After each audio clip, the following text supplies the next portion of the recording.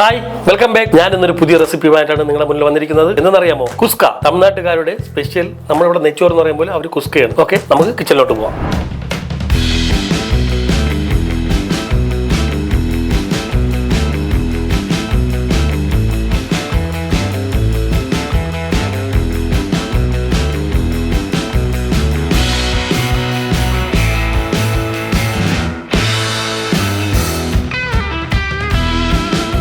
Recipe എല്ലാം കണ്ടല്ലോ, നമുക്ക് ഇനി കുക്കിങ്ങിലോട്ട് പോവാം.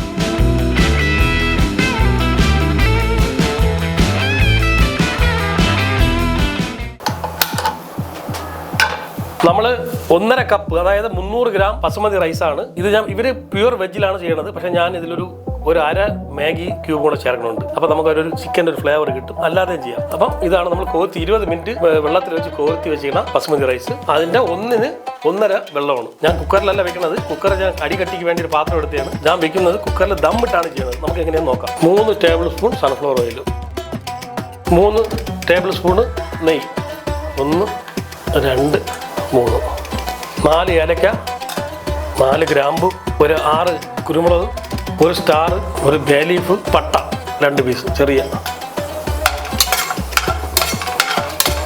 2 സവാള നൈസായിട്ട് കട്ട് ചെയ്തത്.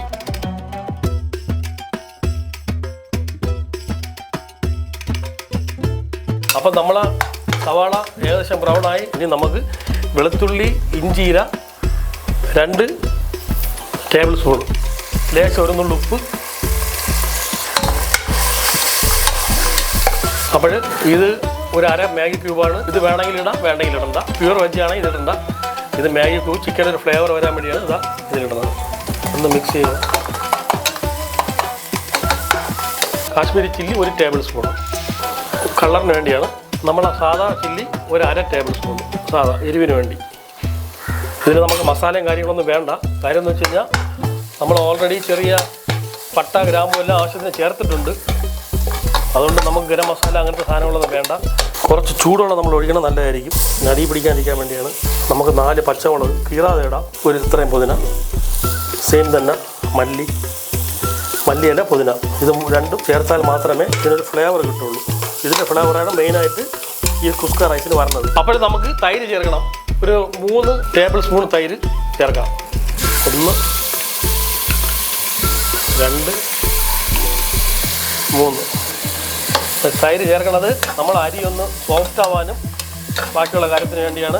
പുളി കുറഞ്ഞ തൈരാണ്. കുറച്ച് കട്ടിയുള്ള തൈരായിരിക്കണം, ലൂസാവാൻ പാടില്ല. ഇനി നമുക്ക് തക്കാളി ചേർക്കാം. 2 തക്കാളി നൈസായിട്ട് അരിച്ചത്,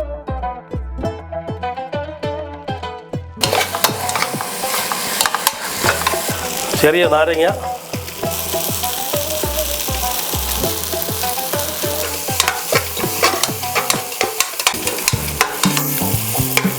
നമ്മളെ ഈ കുസ്കയിൽ വേറെ സംഭവമുണ്ട്.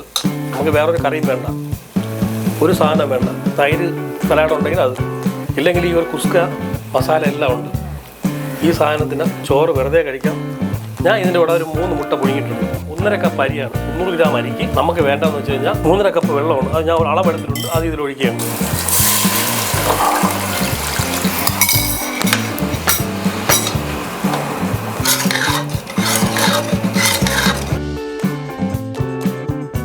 നമ്മൾ മസാല ഇട്ട വെള്ളം തിളച്ച് കഴിഞ്ഞു. അരി ഇടയാണ്. കുതിർത്ത് വെച്ച 20 മിനിറ്റ് കുതിർത്ത് വെച്ച അരിയാണ് ഇത്. ജസ്റ്റ് നമ്മൾ ദം ചെയ്യാനാണ് ചെയ്യുന്നത്. നമ്മൾ ജസ്റ്റ് ഒന്ന് ദം ചെയ്യുന്ന ഒരു പരുവുണ്ട്.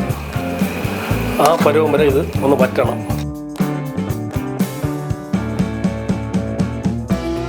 റൈസ് ഏകദേശം ദമ്മിടാറായിട്ടുണ്ട്. വെള്ളം വറ്റി, ലേശം വെള്ളം വേണം നമുക്ക്. അതിന് വേണ്ടി എൻ്റെ വീട്ടിലൊരു പഴയ നമ്മുടെ ദോശക്കല്ലുണ്ട്. ആ ദോശക്കല്ല് വെക്കണം. എന്നിട്ട് ഇത് നല്ല ചൂടാവണം. ഇതിൻ്റെ പ്രതി സാധനം വയ്ക്കുക. ലേശം നെയ്യ് ഒഴിക്കുക. എനിക്ക് നെയ്യിൽ ലേശം താല്പര്യമുള്ള ആളാണ്. ഓക്കെ, അപ്പോൾ ലേശം നെയ്യ്.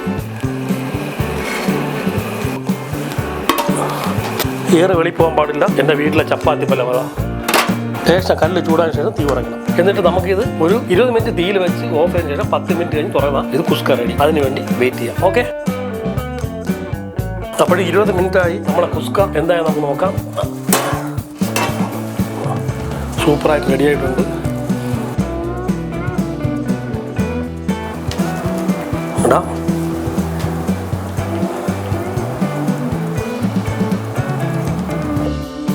1 2 3.